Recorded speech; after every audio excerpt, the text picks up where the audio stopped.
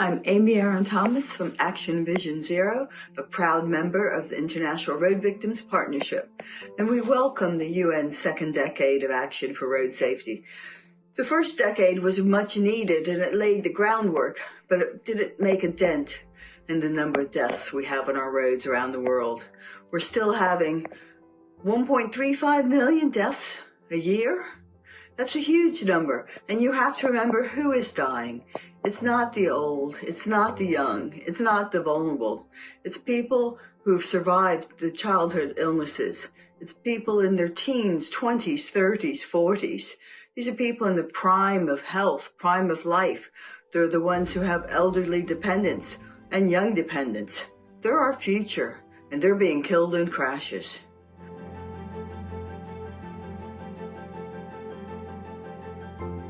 At IRVP, we're focusing on the post-crash response.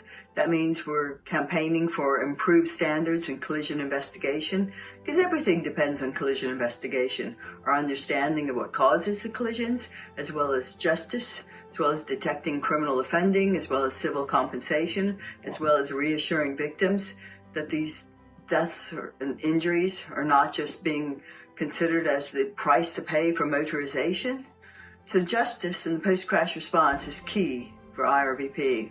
Our first report was a global survey on road death investigation on current practices. One of the things we called for was for mandatory testing after a fatal or serious injury collision for drink and drug driving. This has also been already called for by the European Transport Safety Council. When my own brother was killed over 55 years ago, the driver said he'd been drinking, but he wasn't tested. Now, every year, hundreds of thousands of people are killed by drink driving, but we still have problems with testing drivers. Very few countries insist upon a driver in a fatal crash to be tested for drink or drug driving. Ireland is one of them, not England and Wales. We need to change that over this next decade.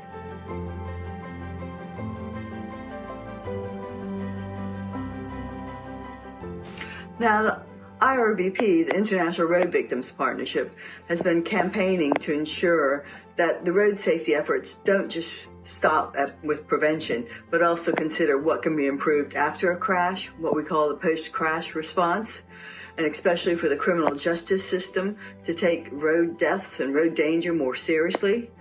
Because this is the problem we have, is society's tolerance with road crashes, with driving.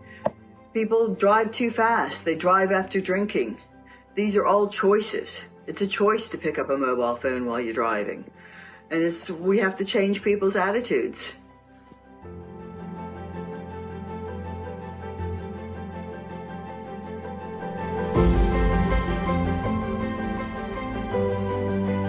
IRVP is harnessing the energy, the commitment, the passion of those families that have already been bereaved in crashes.